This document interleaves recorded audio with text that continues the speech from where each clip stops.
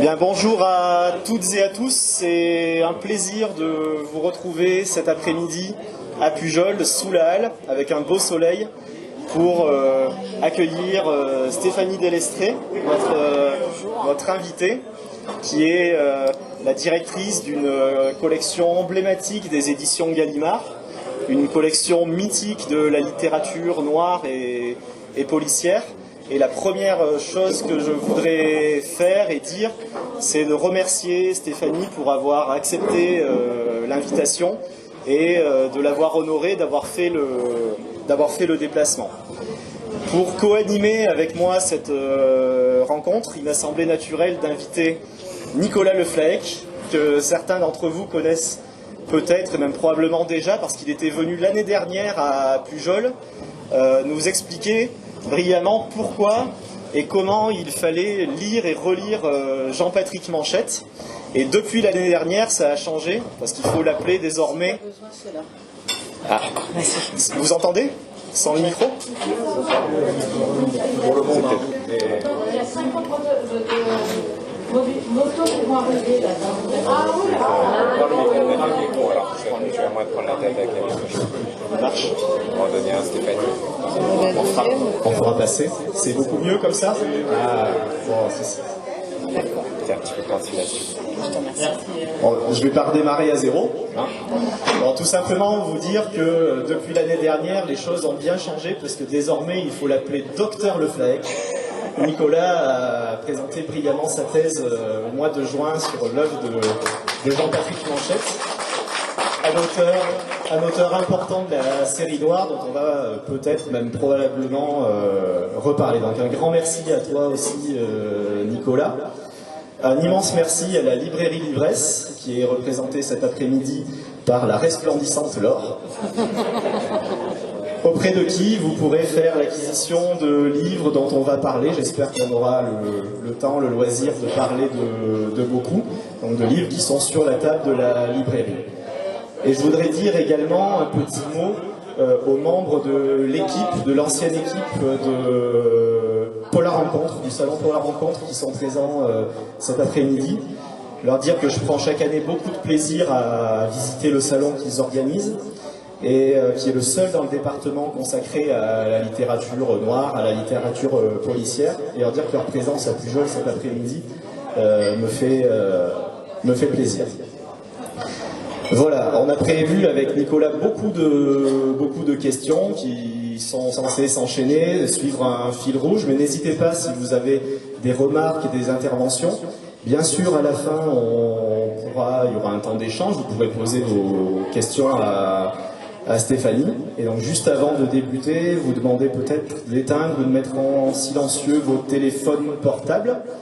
Et puis avant la première question, peut-être Stéphanie et puis Nicolas, un petit mot de... Moi je voudrais surtout... Ah, là ça marche, non, ça marche pas. Ah, tu peux poursuivre. Enfin, juste, de toute façon, vous remercier, remercier Romain pour l'invitation, la librairie L'Ivresse pour de pourvoir en livre, le maire de Pujol de me recevoir si gentiment, et puis à vous surtout d'avoir fait le déplacement, parce que c'est toujours bien de publier des livres, mais s'il n'y a pas de lecteur, on n'est pas grand-chose. Donc merci à vous. Oui, je vais dire la même chose globalement. Enfin, merci à Stéphanie d'être venue ici incarner la série noire, ce qui n'est pas rien. Et merci à Romain, et bravo à lui. C'est une grande chance d'avoir dans le Lot-et-Garonne un bibliothécaire comme ça qui a la capacité de faire vivre la culture de manière aussi intéressante, et grâce à lui on peut parler de la série noire, Manchette, vous avez pu écouter Joseph Pontus, Éric Chauvier il n'y a pas longtemps, enfin c'est vraiment une grande chance, donc merci et bravo à lui.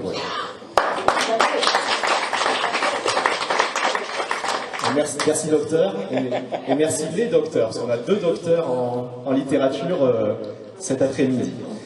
Avant la première question, un petit avertissement, vous dire que cet après-midi, il ne s'agit pas de vous proposer une conférence, quelque chose d'exhaustif sur l'histoire de la série noire. ça serait lent, on pourrait le faire, mais surtout si vous voulez, il y a ce livre qui s'appelle C'est l'histoire de la série noire qui est très bien fait. Vous trouvez sur internet des chronologies sur les différentes périodes. L'intérêt de la présence de Stéphanie, c'est plutôt de faire sa connaissance, faire la connaissance avec la personne qui dirige cette collection, de voir comment, avec son parcours et sa personnalité, eh bien, elle a repris avec un héritage, avec une histoire qui est là, dont elle tient compte probablement, mais surtout de voir quelles sont les orientations, les pistes sur lesquelles elle a souhaité travailler pour le présent, mais aussi finalement pour accompagner cette collection dans les années à venir. Ma première question, Stéphanie, c'est souvent la même pour nos invités. Je voudrais que tu nous parles un petit peu de ton parcours, de ta trajectoire avant de prendre la direction de la série noire. C'est jamais facile de parler de soi, mais est-ce que tu peux nous retracer, nous dire d'où tu viens, quelles sont les études que tu as faites, et puis tes premières expériences dans l'édition? Alors j'ai commencé par faire des études de commerce pendant 4 ans après le bac. Comme beaucoup d'étudiants, je savais pas, de lycéens, je savais pas trop quoi faire après le bac. Bref, je me suis retrouvée en commerce. J'ai fait une école qui a duré 4 ans où j'ai appris plein de choses, mais où je me suis rendu compte quand même assez vite que je pourrais pas, j'aurais du mal à exercer pendant 40 ans avec les gens avec qui j'avais été en cours. Donc je me suis retrouvée au bout de ces 4 ans surtout face à une grande interrogation, et comme évidemment j'ai toujours été lectrice, mais que c'était tellement évident la lecture que je n'y réfléchissais pas plus que ça. Enfin, ça faisait partie de ma vie, je m'étais jamais posé la question. Enfin, j'ai attendu, 22 ans avant de me dire, mais en fait, qu'est-ce que tu veux faire de ta vie ? Qu'est-ce qui est important et comment la lecture, et comment tu peux faire de ton existence professionnelle un plaisir quotidien. Et donc là, ça a mis beaucoup de temps. J'ai dû mettre au moins 8 mois avant de me dire, les livres. Puis quitte à avoir fait du commerce, une libraire, ça paraît pas aberrant. Voilà. Comme j'étais relativement jeune encore, je me suis accordé d'abord une année de rab à la fac en me disant je suis pas super bonne en littérature, j'ai une connaissance assez limitée, donc je vais m'offrir un petit peu de rab avant de plonger dans le grand bain. Je vais aller à la fac de lettres. J'ai fait une année, puis 2 années, puis 3 années, puis 4 années, et puis plein d'années, jusqu'à soutenir une thèse de littérature comparée sur les origines du roman noir.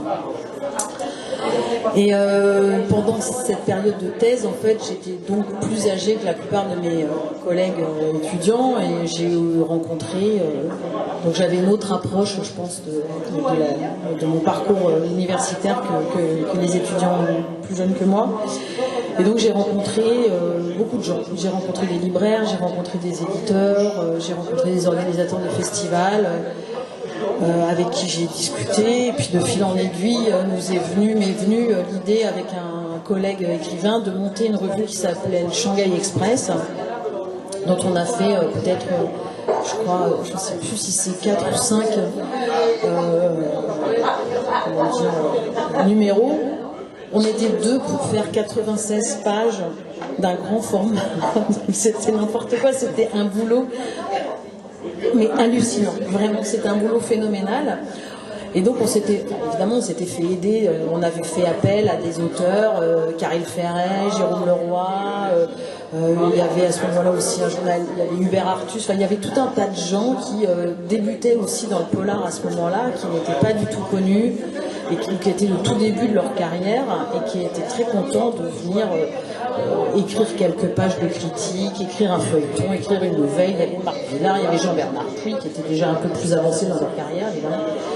Donc ça, c'était dans les années, 2005, quelque chose comme ça. Et alors, ça m'a permis de rencontrer encore plus de gens, parce que c'est vrai que c'est un milieu qui est plutôt accueillant et ouvert. Donc j'ai rencontré encore plus d'éditeurs, encore plus d'auteurs. Et de fil en aiguille, j'ai commencé à recevoir des textes d'auteurs. Alors c'était au départ des copains qui me disaient est-ce que tu voudrais pas lire et me dire ce que tu en penses? Donc vraiment, ça a été très empirique comme expérience d'édition. Et puis après Shanghai, alors, tout ça ne me rapportant pas le moindre sou, on est bien d'accord. Donc en fait, en plus de ça, j'avais des boulots annexes où j'étais vendeuse, j'ai vendu des fringues, j'ai travaillé à la Bibliothèque nationale de France où j'ai fait de la numérisation, j'ai fait 8000 petits boulots comme les auteurs dans les biographies, ils ont fait tous les travaux. Moi aussi j'ai fait plein de petits boulots, je bossais pendant 6-8 mois et puis après je pouvais être au chou. Et puis le soir, enfin quand il me restait du temps, je faisais toutes ces choses annexes, enfin qui étaient essentielles pour moi mais qui me rapportaient pas, enfin qui me permettaient pas de vivre. Et puis quand j'avais fini de bosser pendant 6 mois, j'avais remonté ma pendule à Acédic, donc je pouvais consacrer 3, 4 mois, 5 mois à faire d'autres choses. Donc là-dedans, à ce moment-là, ils sont arrivés les projets de réédition de Jean Mecker que j'avais découvert pendant mes études de lettres. Un projet, on a fait de dictionnaire des personnages populaires de la littérature, donc pas mal de projets éditoriaux qui me permettaient d'être en contact avec des auteurs et des éditeurs. Voilà, et puis un beau jour, j'ai travaillé pour Baleine, les éditions Baleine, qui étaient redevenues indépendantes. Donc Baleine, c'est l'éditeur du Poulpe, qui a été un grand succès et un personnage formidable dans les années 95. Et puis qui a perdu un peu de sa superbe, mais néanmoins la maison d'édition a été rachetée par un type qui s'était occupé longtemps de la collection, de la maison, et puis qui m'a demandé de m'occuper du Poulpe. Donc on a essayé, alors je suis très mauvaise en date, c'est une catastrophe, mais je pense que ça devait être en 2010, un truc comme ça. On a essayé vaguement de relancer le Poulpe, vaguement événement, malheureusement, mais on n'a pas du tout... Mais ça me permettait toujours d'être en contact avec tous ces auteurs, parce que j'ai à nouveau travaillé avec Karine Ferret qui n'avait pas encore fait de Poulpe, avec Jérôme Leroy qui n'avait pas fait de Poulpe, avec Antoine Chénas, avec tout un tas d'auteurs français. Et puis un beau jour, je ne sais plus exactement comment, je me suis retrouvée à postuler, je pense que, alors si, je sais comment, j'avais 40 ans, j'avais toujours jamais eu un CDI de ma vie. J'avais déjà 2 enfants plutôt grands. J'en avais un peu marre de gagner ma vie au lance-pierre. Je commençais à fatiguer un petit peu et j'avais un peu envie de me poser. Et on m'a proposé de m'occuper des polars français de la maison Albin Michel, donc plutôt du thriller. J'avoue que c'était très très très très éloigné de ce que je lisais. Et néanmoins, j'ai découvert des auteurs avec qui je me suis très bien entendue, qui m'ont appris énormément de choses sur mon métier. Voilà, et puis après je suis restée 5 ans chez Albin, et puis mon prédécesseur à la série noire, Aurélien Masson, a démissionné un beau jour de la série noire, je pense que c'était au mois d'avril, très peu de temps après Quai du Polar, donc début avril. Ça ne m'est pas apparu comme une évidence tout de suite, loin de là, que je pouvais postuler pour devenir la directrice de la série noire. Donc ça m'a pris un certain temps, peut-être 2 ou 3 mois, avant que plusieurs suggestions,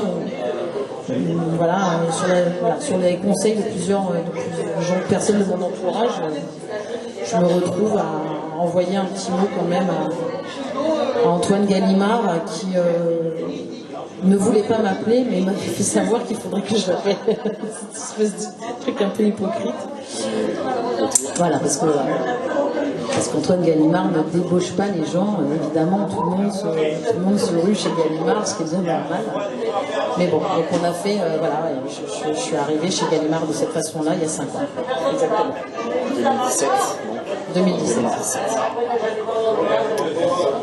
Tu disais que chez Albin Michel, ce qui était proposé en polar n'était pas forcément ce que tu lisais a priori. Est-ce que tu pourrais nous dire si, avant même de travailler chez Albin Michel, même plus jeune, si tu as eu des coups de cœur en matière de littérature ou des rencontres fortes avec des auteurs, même en dehors du polar, pour voir quel type de lectrice tu as pu être? Est-ce qu'il y a des auteurs qui ont compté pour toi dans ton adolescence ou après? Oui, je pense qu'on a tous comme ça des traumatismes, des traumatismes de lecture. C'est pas comme ça, mais aussi. Moi, j'ai des traumatismes de lecture parce que mes parents n'étaient pas d'une très grande culture littéraire, mais ils se faisaient une idée de ce que devait être la culture littéraire. Donc j'avais le droit de lire que des auteurs de renom, et alors j'avais pas le droit de lire le Club des 5. J'étais privée de Club des 5 pendant toute mon enfance, et donc je me suis bien vengée. Mais non, donc je le lisais en cachette. Donc évidemment, tout ce que vous lisez en cachette a une saveur bien différente. Donc il y avait ça, même si je suis pas certaine que ce soit vraiment des chefs-d'œuvre de la littérature, mais c'est pas grave. En tout cas, moi, ça m'a beaucoup marqué. Oui, alors le Comte de Monte Cristo, qui est vraiment mon livre fétiche. Voilà. Donc, mais pas tant que ça d'autres Dumas. Un peu Agatha Christie. Enfin, j'ai un parcours de lectrice qui est très lambda, enfin qui est très. J'ai pas du tout été. Comment dire, j'ai pas été guidée par des gens qui s'y connaissaient en littérature, donc j'ai découvert ce qu'il avait à lire. Donc oui, c'est ça, Agatha Christie, Braias, enfin, j'ai adoré. Alors j'ai adoré San Antonio quand j'étais adolescente, parce que c'était extrêmement grossier. Ma mère détestait que je dise des gros mots, donc évidemment, voilà, j'étais une adolescente tout à fait bêtement rebelle. Mais j'aimais beaucoup San Antonio. J'ai découvert Frédéric Dard plus tard, et évidemment, ça a été aussi une vraie rencontre littéraire, parce que franchement, ce type était un génie. Alors, moins de rencontres, c'est marrant, parce que moins de rencontres de littérature étrangère. Ça ne vient pas comme ça. Et il y a le Comte de Monte Cristo là-bas, d'ailleurs. Oui. Alors j'ai relu le Comte de Monte Cristo des années plus tard, il n'y a pas très longtemps, je l'ai relu il y a 5 ans je pense, et pendant longtemps je refusais de le faire, parce que j'avais tellement peur de ne pas retrouver ce qui faisait que j'avais été marquée, et j'ai fini par me résoudre, et heureusement j'ai retrouvé le même plaisir de lecture. Mais donc j'ai pas beaucoup relu les livres qui m'avaient marqué quand j'étais jeune. Pour vous préciser, sur la table de la librairie, il y a bien sûr des romans de la série noire, mais il y a aussi, j'avais demandé à Stéphanie de faire une petite liste, qui est toujours difficile de faire des listes, de choisir. Donc il y a aussi des livres parmi ceux qu'elle préfère, et il y a le Comte de Monte Cristo. Donc voilà, il n'y a pas que des romans policiers, des romans noirs sur la table. Sur les auteurs qui ont été importants pour toi, là j'ai aligné devant les gens les 8 rééditions des œuvres de Jean Meckert, qui est un auteur sur lequel tu travailles depuis plus de 15 ans. 2005 je crois, 2004. Depuis 2005, avec régulièrement un travail avec les éditions Joël Losfeld pour rééditer cet auteur, qui ensuite a publié une vingtaine de romans dans la série noire, sous le nom de Jean Amila, qui était le 2e auteur français dans la série noire. Qu'est-ce que tu as envie de nous dire sur Jean Meckert et sur ce qui te plaît dans cette... En fait, Meckert, je l'ai découvert grâce à Manchette et aux chroniques. Je pense que oui, c'est les chroniques ou le journal, enfin je sais plus. En tout cas, évidemment, je lisais, je ne sais plus à quel moment de mes études de littérature, j'ai lu Manchette et notamment ces chroniques, et donc je faisais des listes de livres à lire. Enfin, je pense qu'on est nombreux à avoir ce genre de petits carnets dans lesquels on inscrit. Et donc Meckert à cette époque-là était pas, je crois qu'ils n'avaient pas encore réédité les coups en folio, donc c'était relativement introuvable, sauf, et puis il n'y avait pas Internet et tous les bouquinistes sur Internet, donc j'avais en permanence un carnet dans ma poche dans lequel il y avait inscrit tous les livres que je devais lire mais qui étaient épuisés, hein, et j'allais régulièrement chez Gibert passer en revue l'intégralité des rayonnages pour essayer de trouver le bouquin. Donc Meckert, les coups, ça a été un coup, voilà, c'est un pauvre jeu de mots, mais sur le langage, le rôle du langage, les limites du langage, ça m'a vraiment énormément touché. Et puis, pareil, je ne sais plus, à ce moment-là, je devais être en DEA, je crois, ou quelque chose, fallait que en maîtrise peut-être, fallait que je fasse j'avais un mémoire à rendre. Donc j'avais travaillé sur Horace McCoy et sur Meckert. Et j'ai commencé aussi à lire j'ai commencé à lire Amila et je me suis rendu compte que beaucoup de Mekker étaient totalement introuvables. J'en ai parlé, donc Mekker est un auteur assez connu parmi les autres, enfin, parmi les lecteurs, solides de polar et de romans noirs. Donc, je ne sais plus avec qui j'en ai discuté, avec plein de gens, notamment avec Hervé Delouche, avec qui on s'est dit on va le faire rééditer. Donc on passe un peu les épisodes intermédiaires, mais on s'est retrouvé à un moment chez Joël Losfeld qui attendait le projet. Enfin, j'ai mis assez longtemps avant d'arriver chez Joël, 3 ou 4 ans, ou 5 ans peut-être. Donc avant d'oser porter ce projet-là chez Joël Losfeld, parce que je me disais, non mais Losfeld, elle a vraiment pas besoin de moi, qui suis personne pour éditer rien du tout. Enfin, voilà, j'ai compris beaucoup plus tard que si porter des projets, quand on est éditeur, même quand on est un éditeur installé, avec une capacité de faire plein de projets, en fait, il n'y a rien de plus réjouissant que de faire des projets avec d'autres gens et des gens qui connaissent bien. Donc on a commencé avec Hervé à faire la réédition des Mekker, et c'est très long parce que c'est très long parce qu'en fait il y a un temps d'édition qui est un temps très long. Donc, et puis qu'on n'est pas pressé, donc on en fait un tous les 3 ans ou 2,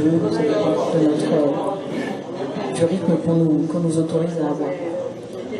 Donc c'est pas fini, il y en a d'autres qui vont suivre, et préciser que chaque livre, il y a une introduction, une préface, écrite par Stéphanie et par Hervé Delouche. Et moi je peux vous confier que j'ai passé un super été à lire toute l'œuvre de Jean Mekker. C'est un auteur vraiment que j'ai découvert grâce à la venue de Stéphanie. Peut-être je les aurais pas lus sans ta venue, et que je vous recommande. Ils sont tous à la bibliothèque. Oui, parce qu'en fait c'est quand même un auteur des années, c'est un auteur années 40-50, qui est un auteur prolétarien, comme ça se disait à l'époque, c'est-à-dire vraiment un type qui vient pas du tout de milieu littéraire et qui écrit sur les gens de son milieu. Oui, les coups, mais pas seulement, enfin tous les autres, c'est que des petites secrétaires, des gars qui sont un peu manutentionnaires, mécaniciens. Son expérience de prisonnier. C'est son expérience. Oui, dans La Marche au canon, qui est un texte un peu à part sur son expérience de la guerre. Donc, dans une langue qui est une langue. Alors, non pas une langue par chercher, mais c'est une langue du peuple, populaire, qui est très difficile à rendre, parce que, bien sûr, il ne s'agit pas d'écrire comme on parle.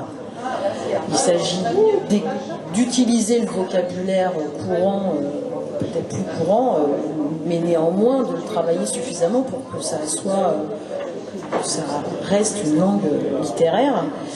Donc c'est beaucoup plus compliqué que l'on peut imaginer quand on se dit littérature populaire, écrit. Et donc c'est aussi cette langue très proche dans son champ lexical, dans son vocabulaire du parler quotidien, qui a fait de lui un candidat particulièrement évident pour Marcel Duhamel, qui cherchait des auteurs français pour la série noire. Est-ce que dans les rééditions de Mekker, vous prévoyez celui qui a été mis au pilon, parce qu'il met en cause les essais nucléaires français en Polynésie? Alors, parce que là, il y a une histoire. Alors, Mekker, Mekker, il y a aussi autre chose, c'est qu'en fait, Mekker a dit 2 choses dans sa biographie. Il a dit que son père avait été fusillé pour l'exemple en 17, voilà, le père de Jean Mekker. Et puis, il a aussi dit que dans les années 70, après avoir écrit un roman qui s'appelait La Vierge et le taureau, il a été attaqué par il s'est fait casser la gueule par les services secrets. Bon. Et le livre dit-il. Et le livre retiré de la vente à cause de la pression de l'État français. Pour ce qui est de son père fusillé en 17, j'ai fait des recherches, parce que en fait, je commençais à bosser, j'ai fait un travail un peu scientifique, rigoureux. Et donc en fait, son père n'a jamais été fusillé en 17. Son père, il est parti avec une marraine de guerre. Voilà, ce qui n'est pas tout à fait la même chose. C'est mieux. Ça dépend pour qui. Mais il a disparu, voilà. Alors, ça dépend pour qui, parce que en revanche, la mère de Jean Mecker est devenue folle. Donc en fait, elle avait 2 enfants en bas âge. Elle s'est retrouvée seule avec ses enfants en bas âge, avec ses voisins de palier qui savaient bien qu'en fait elle était toute seule parce que son mec l'avait quittée, ce qui n'était pas extrêmement simple à l'époque. Et elle avait une santé mentale manifestement relativement fragile. Et donc elle est devenue complètement folle. Et les enfants ont été placés à l'orphelinat. Donc pour Jean Mecker, c'est un peu comme s'il a préféré se raconter que son père était mort fusillé pour l'exemple. C'était quand même un peu plus... Voilà, plus simple. Enfin, je pense que dans le roman familial, la construction, c'était quand même plus Il a fait facile. un roman d'ailleurs sur les fusillés pour l'exemple. Il a fait un roman J'ai oublié magnifique. le titre. Alors, c'est pas la ligne de masse. peu importe. Oui, en effet.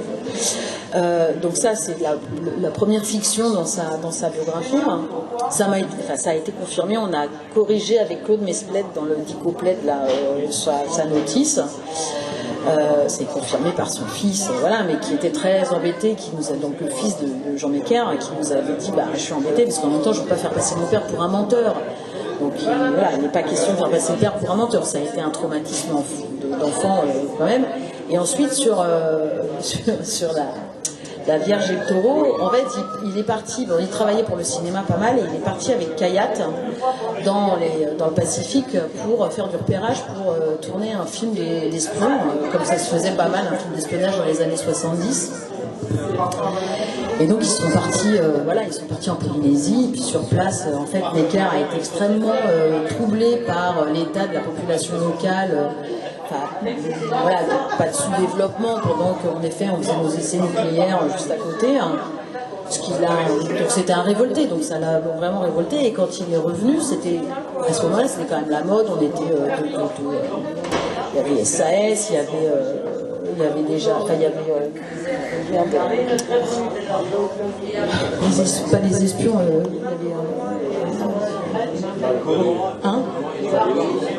Les Barbares. Oui, tous les agents secrets, bref, comment il s'appelle, le super 007, non, excusez-moi. Avec James Bond, bref, il s'était dit, Mecker qui a jamais beaucoup vendu ses livres, s'est dit, je vais vous faire des couilles en or, en fait, on va faire un roman d'espionnage, qui a été vraiment Excusez-moi, je m'approche là parce qu'il y a des bois parasites et là on n'entend rien quand on est un peu fou. Et donc il a voulu écrire un roman d'espionnage aux presses de la Cité, donc il quittait Gallimard pour faire ça, il a écrit aux presses de la Cité et ça a été un four. C'est un très mauvais roman. Vous l'avez? Oui. Vous l'avez lu? Non. Eh ben moi je l'ai lu, je peux vous dire que c'est un mauvais roman de Mecker. Et donc ça s'est complètement planté. Et et ça a disparu des tables de libraires comme tout mauvais roman qui se vend pas, tout bêtement. Mais Mecker, il était très très vexé de cet échec. Et donc, il s'est raconté une histoire. Sauf que donc, ce bouquin est sorti en 72, je crois, ou 74. Et en fait, il a écrit, à cette époque-là, en série noire également, il a écrit toute une série avec un personnage qui tapait quand même, Geronimo, qui tapait quand même pas mal sur la tête des services secrets, sur la tête des services secrets, des barbouzes, du sac et compagnie. Donc il n'est pas complètement exclu quand même que les gars en aient eu marre et qu'il y en ait un qui lui ait mis une claque. Voilà. Mais comme c'était déjà un monsieur d'un certain âge, il a eu du mal à se remettre de son agression, mais peut-être qu'il s'est juste fait piquer son portefeuille. En fait, on n'en sait vraiment rien. Ah oui, parce qu'il y a eu vraiment une agression. Il a été agressé, il est resté dans le coma, je crois, pendant plusieurs jours. Il est devenu il a perdu la mémoire, il était aphasique, il a mis un certain temps à s'en remettre. Pas aussi longtemps qu'il veut bien le dire, parce que pareil, dans les interviews, il dit pendant 8 ans, j'ai réappris à écrire et à parler. Bon, sauf qu'en fait, si vous regardez sa bibliographie, il publie en 74, puis en 76, c'est 4 ans qui sont plutôt 2 ans. Bon, voilà, ça n'a pas duré aussi longtemps, mais ça l'a marqué, comme je pense n'importe quelle agression qui voulait sur le carreau. Mais c'est pas à cause du contenu de ce qu'il y avait dans le Vierge Tour. Pardon. À propos de la série noire, évidemment, c'est une collection mythique. Enfin, elle est créée en 1945. Il n'y a pas beaucoup d'équivalent en France d'une collection comme ça. Il n'y en a pas, même en réalité, qui est un tel lustre. Même dans le milieu intellectuel, enfin, on sait bien qu'il y a en dehors du polar de grandes figures intellectuelles qui ont accompagné comme ça la vie de la série noire. Donc c'est une collection quand même importante, imposante. Est-ce que tu pourrais nous dire ce que cette collection représentait pour toi en tant que lectrice, et comment après, quand tu t'es installée dans le fauteuil, c'est évidemment pas le même, mais enfin bon, symboliquement dans le fauteuil de Duhamel, et puis comment tu as composé avec cet héritage Alors en fait, je compose pas du tout parce que je me sens pas du tout. Enfin, c'est très étrange. Je ne réalise pas du tout que je dirige la série noire. Je n'ai toujours pas réalisé. Il faut régler c'est le moment. Je n'ai toujours pas du tout réalisé. En fait, je continue à faire le métier que j'aime avec des gens avec des auteurs. Voilà, et j'ai vraiment beaucoup de mal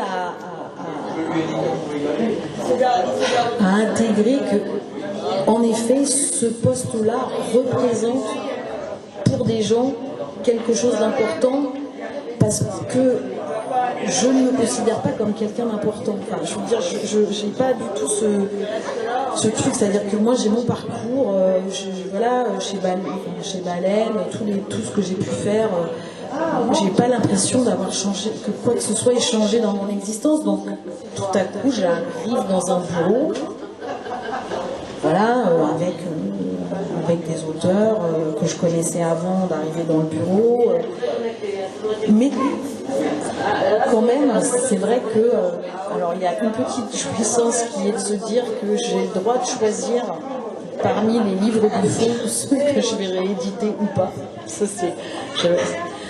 mais c'est vrai que voilà, après il y a quand même cette responsabilité entre guillemets, parce que je ne sauve pas des vies, mais il y a quand même cette responsabilité de faire vivre un fond.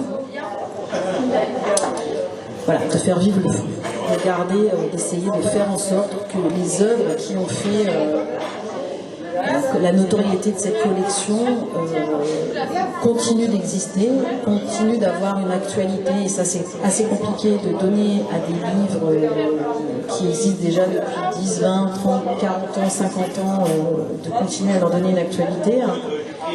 Et puis peut-être d'essayer aussi d'inscrire de nouveaux livres dans cette continuité historique. Et ça, j'ai plus de mal à me dire, en fait, tes choix éditoriaux de tous les jours, il faut qu'ils soient à la hauteur de ce qui a été fait précédemment. C'est un peu plus compliqué ça.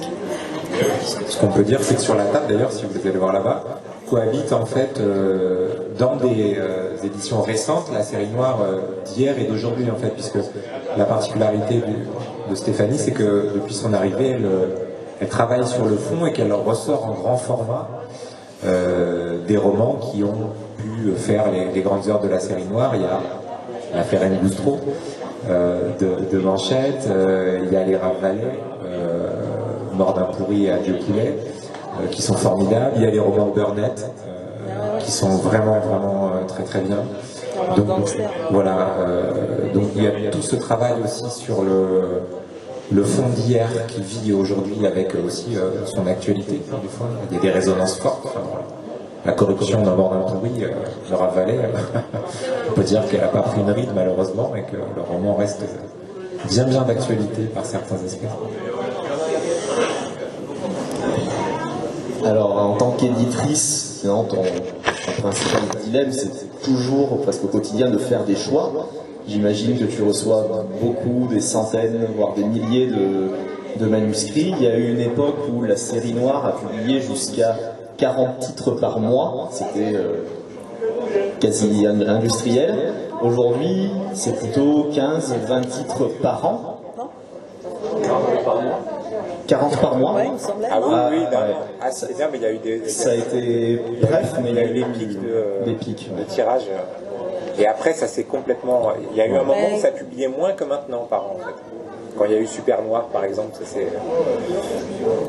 Donc aujourd'hui, c'est plutôt 15-20 par an, en sachant qu'il y a déjà des auteurs français installés qui font partie de la collection que tu suis, qu'il y a des auteurs étrangers, souvent des gens bien connus, des stars, ce qui fait qu'il reste très peu de place et de chance pour des nouveaux auteurs.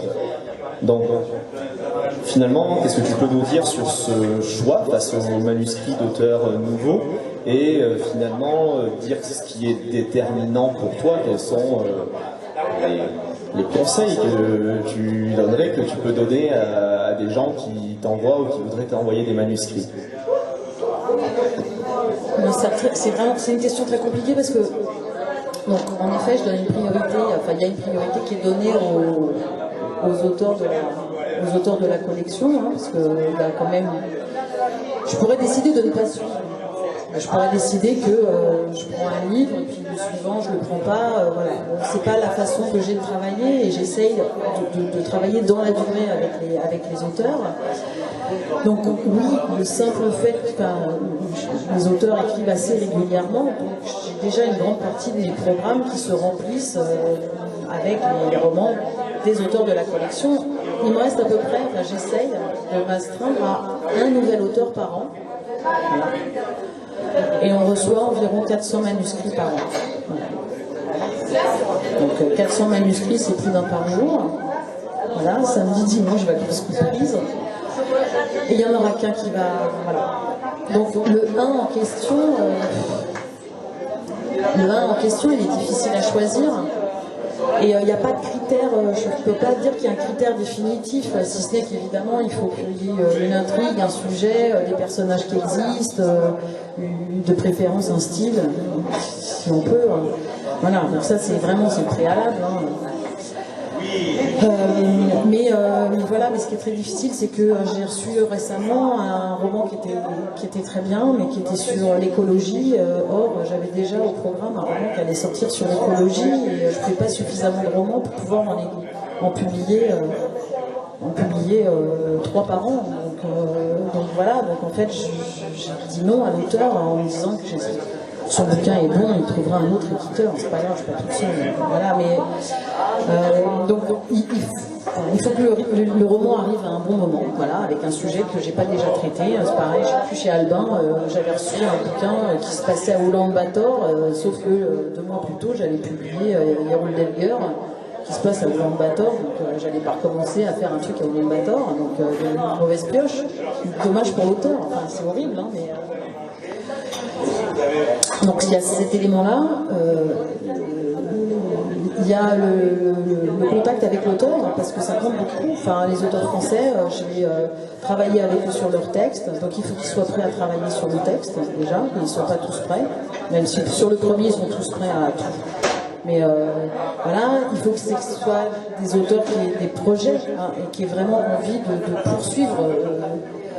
Parce que travailler sur un texte et puis se dire que l'auteur en réécrira peut-être jamais d'autres, c'est beaucoup d'énergie, de moi certes, mais de toutes les équipes après. On est très nombreux à travailler sur les textes. Il y a les préparateurs correcteurs, il y a les équipes commerciales, il y a les libraires, les médiathécaires. Enfin, voilà, Ben oui, mais c'est après, mais c'est indispensable parce que s'il n'y a pas d'après, il n'y a plus de livre. Donc, question, vous avez un comité de lecture ou c'est vous qui décidez seul, ou c'est vous seul qui décidez? Parce que je suis le comité de lecture. Paraît-il, autrefois, la série noire d'autrefois, Duhamel avait autour de lui un comité de lecture. C'est pareil, alors ça c'est vraiment, c'est la légende, je peux vous dire, parce que je vois les notes de lecture. Vous êtes en train de me détruire toute. Mais non, je détruis rien du tout. Alors j'ai accès, c'est formidable, j'ai accès aux notes de lecture. Notamment, c'est traducteur et traductrice, paraît-il. Oui, bien sûr. Notamment, c'est traducteur et traductrice. Mais oui, parce que vous demandez l'avis. Effectivement, alors déjà, parce que vous ne pouvez pas tout lire, donc il faisait... Moi aussi, il y a des traducteurs...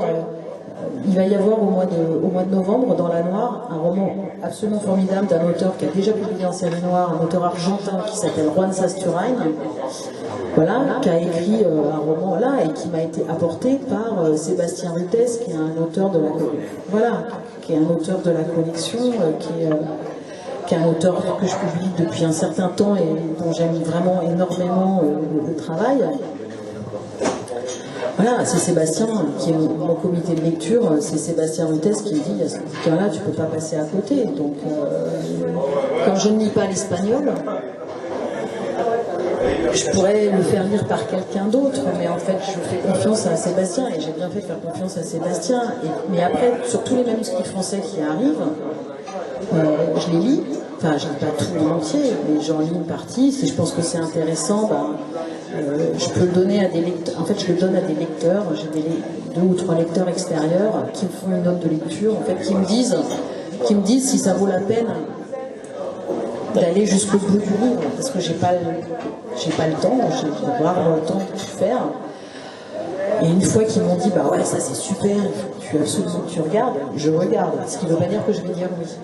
Et puis je demande à mon assistant, parce que les deux, voilà, j'ai un assistant éditorial qui, du coup, je lui dis, bah, tu peux pas regarder, qu'est-ce que tu en penses? Mais sinon, c'est un comité de lecture pour un roman, pas besoin d'un comité de lecture pour prendre un roman par an. Hein. Bah oui, un nouveau par an. Tout le reste, on va les prendre quasiment systématiquement. Enfin, on va beaucoup bosser dessus. C'est-à-dire que je dis pas que le livre qui arrive, il est parfait. Les manuscrits qui m'arrivent des auteurs de la collection, des fois ils sont parfaits, puis souvent ils sont pas parfaits. Donc on passe quand même pas mal de temps à travailler dessus. C'est vous qui décidez ensuite des publications, des republications dans les collections de poche, de folios. Non, c'est pas vous. Là, ça dépend de vous, madame. Pardon, oui. Combien de temps par jour vous consacrez à la lecture? Et deuxièmement, justement dans votre fond, là, avec vos auteurs, si au milieu, par exemple, il y a un livre qui n'est pas beau, et que vous ne trouvez pas le bien, vous l'éditez quand même parce que c'est un auteur que vous avez dans votre collection. Alors je vais répondre d'abord à cette question-là. Oui. Voilà. Alors si vraiment c'est très très très mauvais, je le dis à l'auteur. J'essaie de lui dire, tu sais, celui-là, on s'en remettra pas. Voilà. Tu vas perdre les derniers lecteurs qui te restent et ça va être compliqué. Donc non. Autant que je peux, je tâche quand même de leur dire quand ça va vraiment pas que faut peut-être faire autre chose, qu'on y reviendra plus tard. Je dis jamais non complètement, je dis il n'est pas mûr, il faut que tu réfléchisses encore. Voilà, donc on essaye de biaiser un peu. Donc oui, si c'est vraiment pas bon du tout, je ne le publie pas. Mais souvent on retravaille quand même. Voilà. Et en effet, j'essaie. Après, il peut arriver qu'un auteur ait fait un très bon roman ou 2, puis qu'après ça soit tout pourri. Hein. Bon, si un qui est tout pourri, puis 2, puis 3, puis ça ne va pas jusqu'à 3. Hein. C'est-à-dire qu'à un moment, si vraiment je me rends compte que ça ne va pas, je dis non. Mais il peut arriver qu'en effet un auteur soit moins bon à un moment. Enfin, ils ont le droit aussi. Donc on essaie de glisser les. Je me sens un peu garagiste, hein, plus que ça fait en fait. C'est pour ça que j'ai du mal à me projeter dans le fauteuil de la série noire, c'est que j'ai plutôt l'impression d'être dans bleu de travail avec du cambouis sur la salopette assez souvent en fait. J'ai pas raté. J'ai pas raté. Et votre première question, pardon, c'était? Alors très peu. En fait, très peu. Parce qu'on a tout un tas de. En fait, il y a beaucoup de travail administratif. Je passe beaucoup de temps à faire des argumentaires, à parler avec les autres services. Mais on va dire en moyenne 3 ou 4 heures. Mais c'est rarement assez. Et puis je relis surtout beaucoup de fois les mêmes choses. C'est-à-dire que quand je lis un manuscrit, je le lis une première fois pour savoir si ça va. Et puis pour voir comment il faut travailler. On va chanter.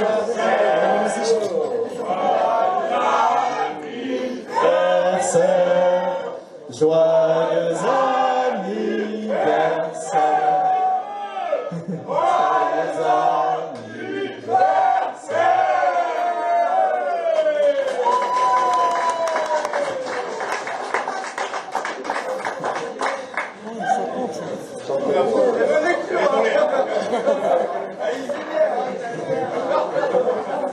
C'est son anniversaire. Il y avait un indice. sélection, on connaît la gourmandise du cinéma et de la télévision pour les adaptations et qui augmente la qualité précédemment. Mais je voulais savoir si ça rentrait dans les critères de sélection un roman qui est plus facilement adaptable ou moins facilement. À une époque. Alors pas pour moi, parce qu'en fait,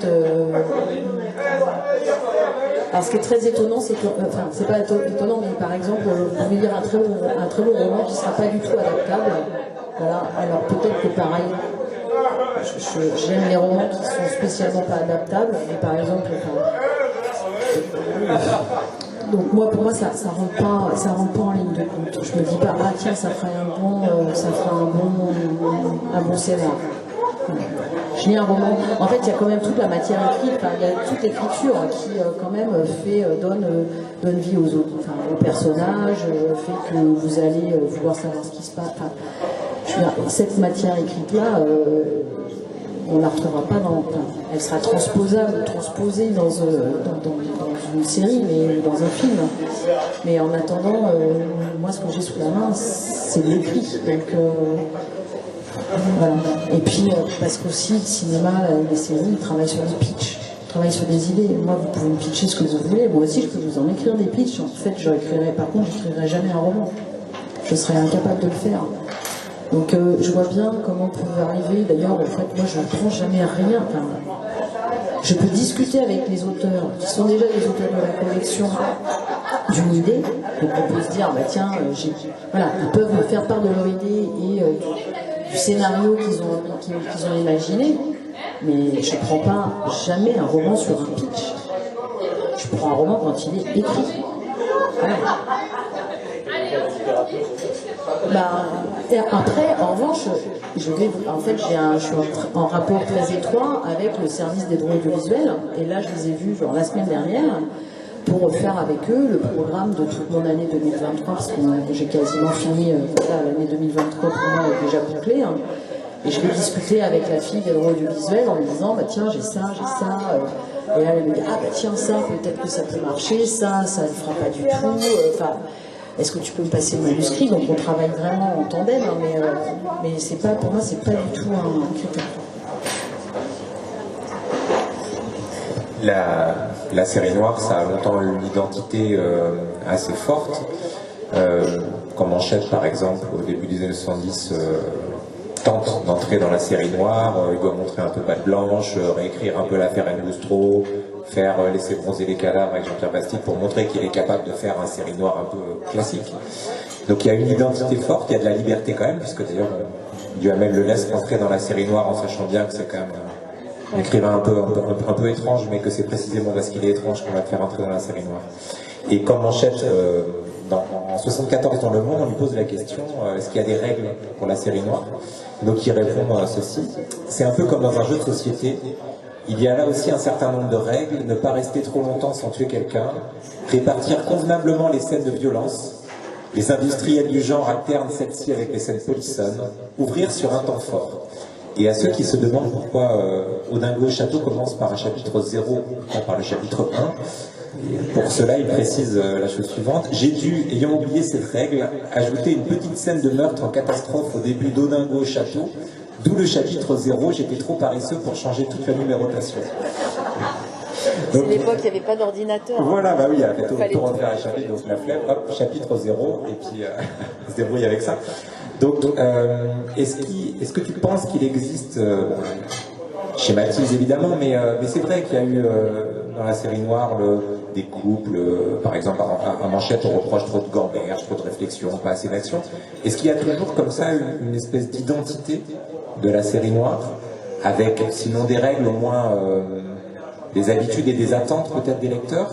Et est-ce que tu peux nous expliquer aussi pourquoi, à côté de la série noire en parallèle, tu as fait renaître de ses cendres une collection qui s'appelle La Noire, qui existait déjà il y a quelques années, qui avait disparu et qui renaît ici avec la série noire?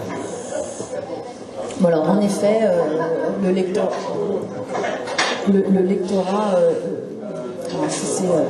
il y a une attente, en fait. Il y a quand même un présupposé de lecture. Quand vous allez chez votre libraire et que vous demandez un polar, vous ne demandez pas autre chose, vous demandez un polar. Donc en fait, dans la tête du lecteur, il y a quand même une idée et une envie de lecture, une attente de lecture qui se base sur un meurtre, une enquête et la résolution d'un meurtre. On sait que ça ouvre sur une infinité de manières de le faire, de Agatha Christie à Dashiell Hammett, enfin voilà, on sait qu'il y a plein de façons. Néanmoins, pour la série noire, clairement, il y a quand même un ancrage très fort dans l'époque contemporaine et dans les problématiques politiques et sociales. Ça, vraiment... Et ça a été d'ailleurs très étonnant parce que quand j'ai commencé, quand je suis arrivée à la série noire, je suis arrivée avec un auteur qui s'appelle Thomas Cantaloube et je crois que les premiers commentaires que j'ai vus sous la plume des journalistes, c'était de dire c'est une pure série noire ou quelque chose de cet ordre-là. C'est-à-dire que tout à coup, c'était l'essence de la série noire, ce bouquin sur la 5e République. Donc oui, il y a vraiment une attente qui est spécifique pour la série noire.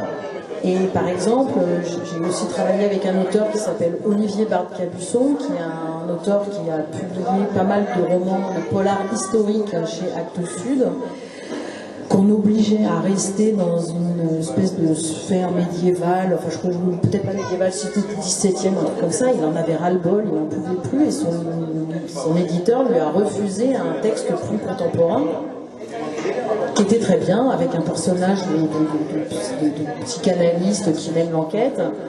Et moi je m'étais dit, chouette, ça va changer un petit peu de ce que j'ai déjà parmi mes auteurs de la collection. Ça ouvre un peu le spectre. Et ça s'est pas très bien passé dans ces ventes. Enfin, c'était pas grave. Enfin, voilà, mais j'ai quand même compris en faisant ça que ça se passait au début du siècle, donc dans les années, je sais plus, ça se passe juste après la guerre, si je dis pas de bêtises, à part en 17. Enfin, c'était trop vieux, en fait, pour être une série noire. Trop historique. Enfin, il y a certainement d'autres explications, hein, mais vraiment, les gens vont dire, non, mais ça serait mieux chez 10-18. Voilà, parce qu'en fait, on a tous un peu notre petite marque de fabrique. Donc 10-18, c'est des grands détectives, c'est plutôt de l'historique. Alors que 10-18, ils ont fait du roman américain contemporain, génial, enfin c'est une collection magnifique. Voilà, mais c'est devenu une collection de romans historiques. La série noire, c'est plutôt très contemporain, c'est plutôt très contemporain, politique et social. Chez Albin Michel, en fait, ils font du thriller, donc vous pouvez rien faire d'autre que du thriller. Et si vous faites du politique et social, on vous dira que c'est un mauvais roman, ou c'est enfin, pas dans la maison, hein, mais les journalistes ou les lecteurs ou les organisateurs de festivals, en fait, n'ouvriront pas le. Donc il y a vraiment des espèces de spécialisation comme ça des maisons d'édition. Donc j'essaye moi ça me va bien, hein. Enfin la case qu'on donne à la série noire me convient, donc je coupe dedans. Et la noire? Ah pardon, oui, alors donc sur la noire. Donc en fait il y a quand même cette attente spécifique du lecteur pour un polar, et le polar, il y a donc ça, il y a donc un meurtre, une enquête, la résolution d'un meurtre, même si on ouvre sur une interrogation sociale, etc., mais il y a quand même une résolution. Et il y a une grande partie des auteurs de la série noire qui ne sont pas du tout dans ce schéma-là, où le schéma policier est quand même très très très secondaire. Et je vois bien que ça pose un problème. Voilà, ça pose un problème chez le libraire. Voilà. Il faut pouvoir reconnaître assez vite. Donc, j'ai décidé que, en effet, j'allais tenter. Évidemment, c'est très difficile parce que les frontières sont très poreuses, mais j'allais tenter d'avoir d'un côté, en série noire, des romans qui se collent le mieux possible au roman policier, au genre et au code et au cliché du genre. Et puis dans la noire, ceux qui sortent un peu, ceux qui sortent des rails.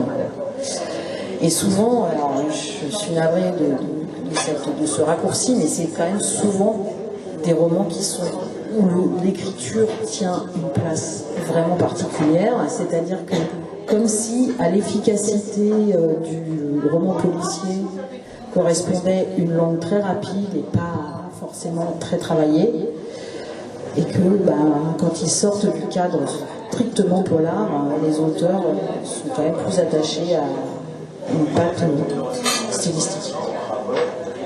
Donc on me dit oui, tu as fait une collection littéraire et une autre qui n'est pas littéraire, donc si je sors en série noire, ça veut dire que je ne suis pas littéraire.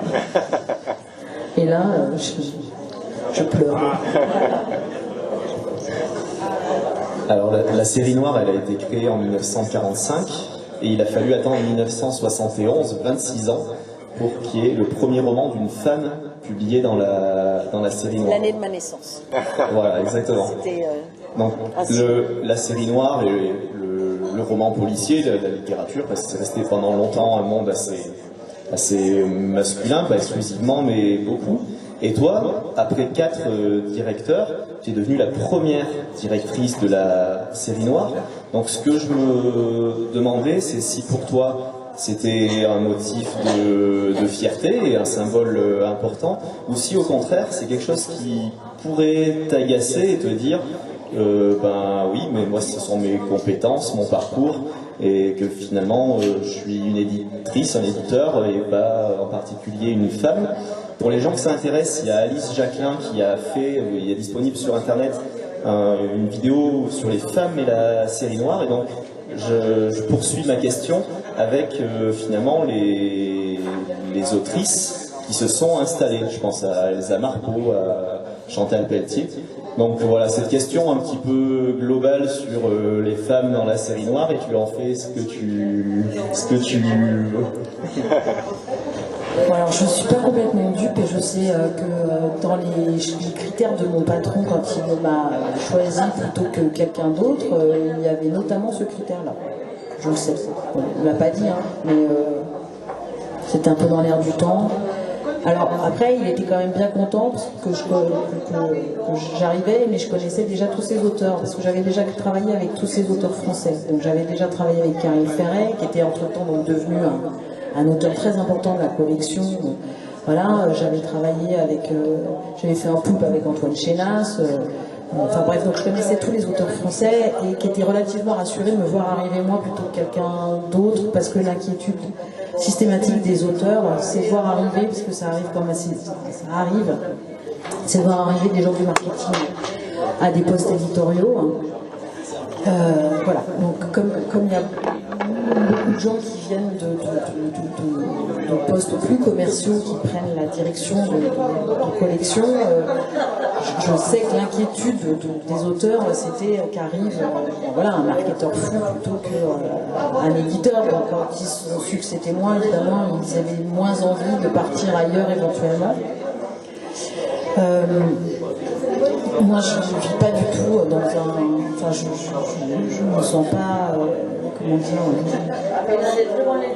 Je ne tire pas de fierté particulière. Après, je constate en effet qu'il n'y a eu que des directeurs de collection et peu de directrices, mais j'en tire aucune conclusion. Il y a très peu de femmes qui sont auteurs dans la série noire, mais je reçois que 20% de manuscrits de femmes. Voilà. Donc je reçois 400 manuscrits, il y en a 100, c'est des manuscrits féminins, et comme elles sont aussi mauvaises auteurs que autrices que les hommes, ça me laisse quand même peu de romans à publier. Je l'ai fait l'année dernière avec une auteure qui s'appelle Audrey Lohagen, qui a publié un roman qui s'appelle Célia. Je suis assez vigilante parce que j'aimerais qu'il y ait en effet un poil plus de voix féminines dans la série noire, mais en aucun cas c'est un critère de sélection prioritaire. Par contre, il y a beaucoup de traductrices. Alice Jacquelin, elle avait fait les statistiques, presque la moitié des traductions ont été effectuées par des femmes.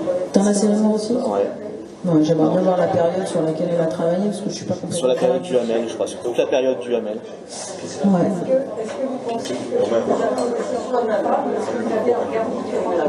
Non, on a choisi en tant que femme parce que il y avait le choix entre, enfin en gros, j'exagère, mais en lice il restait un type qui a fait une édition de poche, donc qui était vraiment beaucoup plus marketing.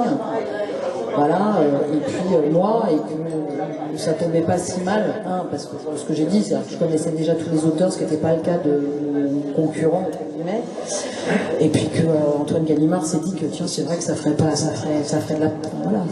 dans la presse, et de fait, ça a été les ouvertures de jeux, enfin, voilà, les annonces dans la presse spécialisée qui étaient de dire enfin une femme à la série noire. Enfin, est-ce que vous ne pensez pas qu'une femme a un regard différent par rapport à... Je peux pas savoir. Si je voudrais pouvoir être un homme à un moment pour pouvoir vous dire que mon regard change, mais je n'en sais rien. Non, je crois pas.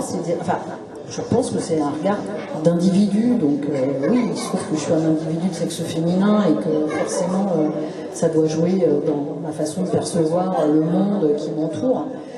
Mais mon prédécesseur est un homme qui avait un regard, et je connais pas mal d'hommes qui ont des regards extrêmement différents de son regard à lui, donc je saurais vraiment pas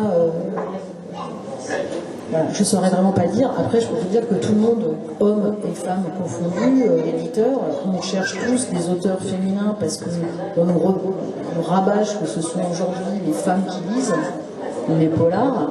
Et que donc, évidemment, les femmes, elles veulent lire des femmes. Et les hamsters veulent lire des hamsters. Non, mais donc oui, on nous dit, oui, il faudrait des femmes quand même, ça serait mieux. Oui, enfin, ça serait bien, c'est pas que ça serait mieux, ça serait bien qu'il y ait aussi des femmes. Mais s'il n'y en a pas, on ne va pas publier les romans sous prétexte qu'il y a au moins de femmes. Donc,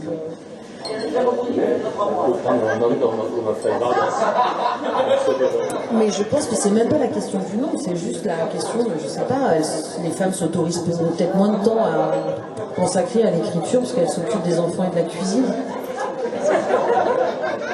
C'était une blague. Pour faire une réponse qui n'en est pas une, Philippe Soler disait que s'il y avait de très bonnes autrices en roman policier, c'était parce que les femmes en général n'ont pas peur des cadavres. Mais par ailleurs, alors il y a moins. C'est aussi important dans les personnages. C'est-à-dire pendant longtemps, les femmes, c'était soit les pauvres victimes fragiles, ou alors la femme fatale, séductrice, manipulatrice. Oui, mais comme dans le roman en général. Il t'arrête, d'accord. Non, mais c'est quand même.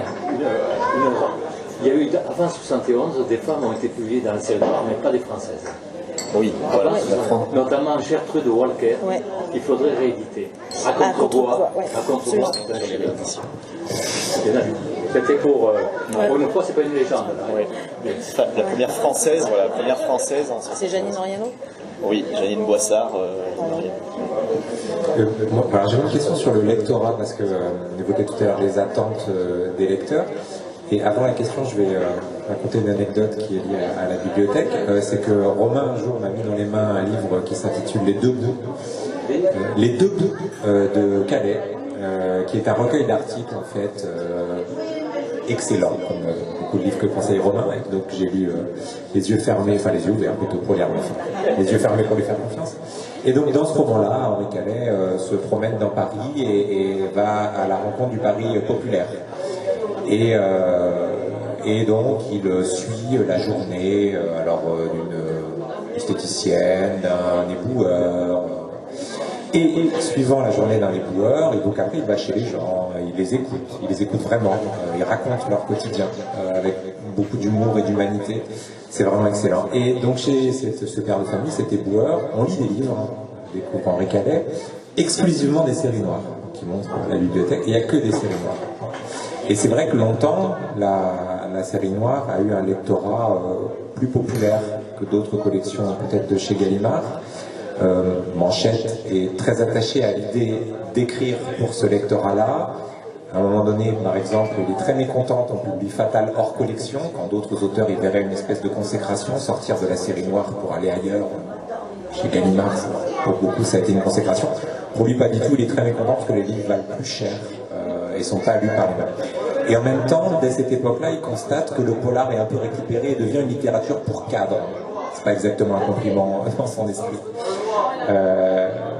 Est-ce que, pour toi, c'est pas évident comme question, mais est-ce que la série noire reste une collection destinée à un lectorat plus populaire que le lectorat de... Que, par exemple, je sais pas, d'autres romans publiés chez Gallimard? Ou est-ce que la différence est un peu estompée?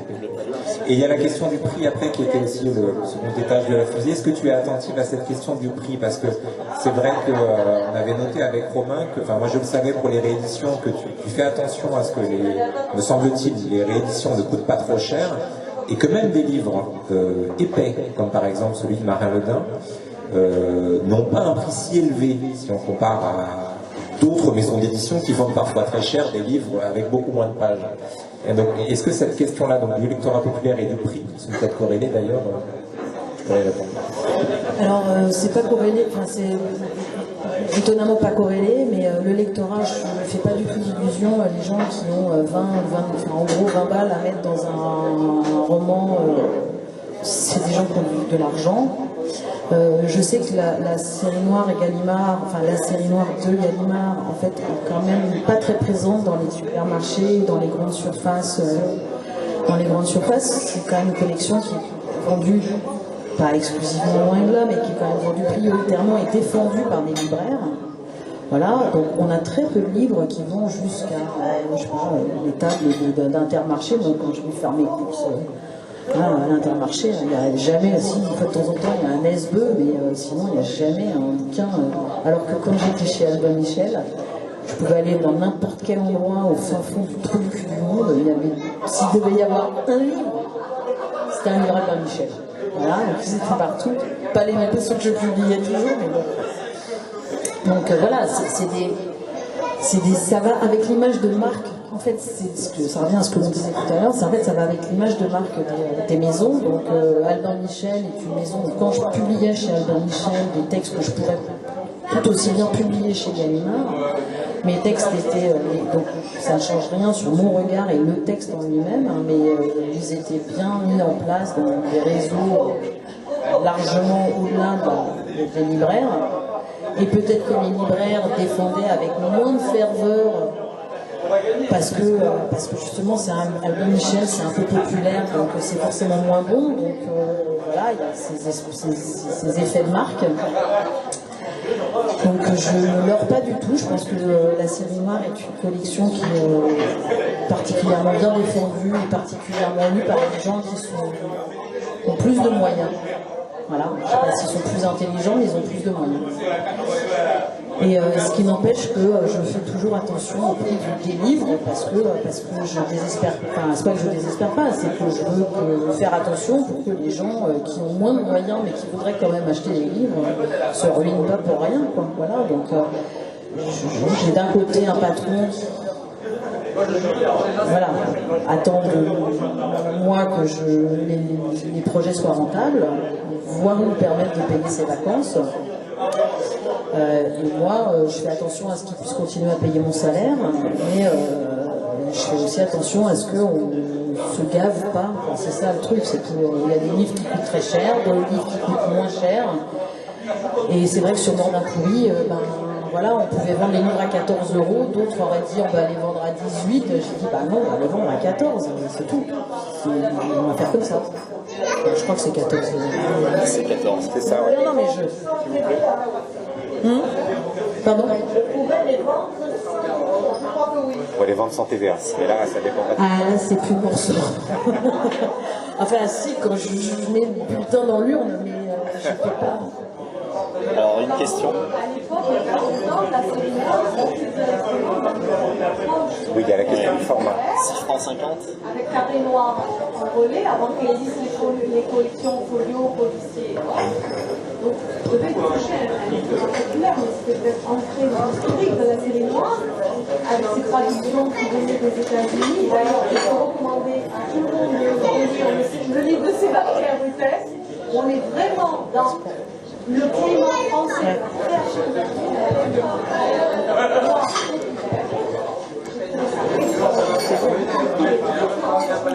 À tous ces enquêteurs figures, policiers,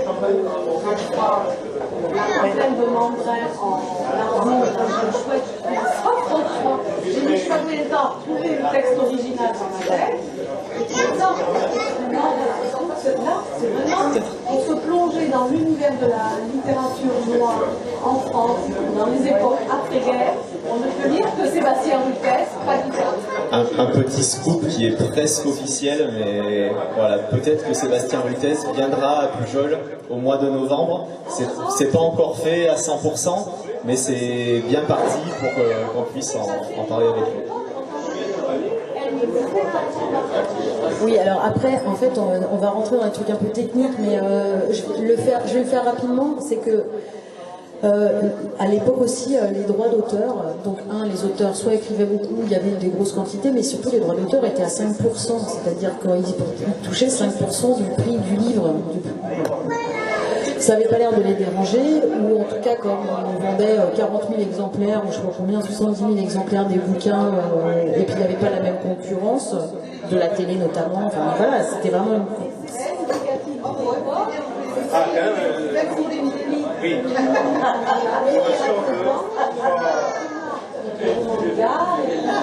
Absolument, oui, non mais ça c'est vrai sur le format, sur la taille aussi qui devait rentrer dans les 248 feuillets, les cahiers.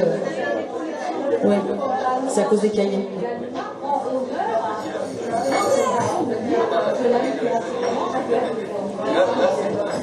Après, en fait, moi j'aimerais, je pense que peut-être il y aurait eu certainement des manières différentes de faire, et peut-être qu'il fallait lancer une collection de romans grand format polar et garder la série noire comme relais poche. Voilà, après il y avait des tactiques. Oui, bien sûr. Mais après, en fait, la question qui se pose, c'est la question des droits d'auteur sur un prix. C'est vrai que voilà, ça a aussi beaucoup changé.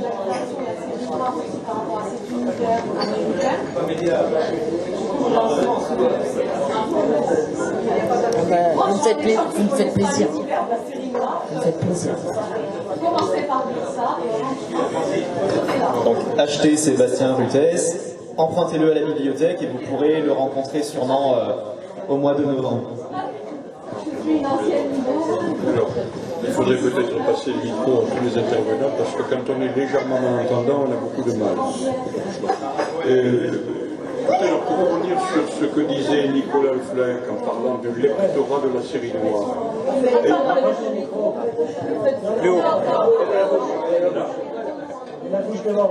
Allô? Là? Ah, vous l'avez éteint? Oui. Il est éteint là. Il est éteint. J'étais un peu perplexe. Parce qu'il paraît difficile à identifier dans la mesure où il y a des éditeurs simultanés qui produisent les mêmes ouvrages. Je pense, on en a parlé, William Burnett, Jean-Patrick Machette étaient en même temps édités par la collection Quarto. Alors, est-ce que ça ne relativise pas cette notion de lectorat? Et par ailleurs, quels sont les liens entre ces différents éditeurs? Puisque la série noire, souvent, on la retrouve dans la collection Quarto. Et je pensais que c'est deux auteurs. Non? Non, en fait,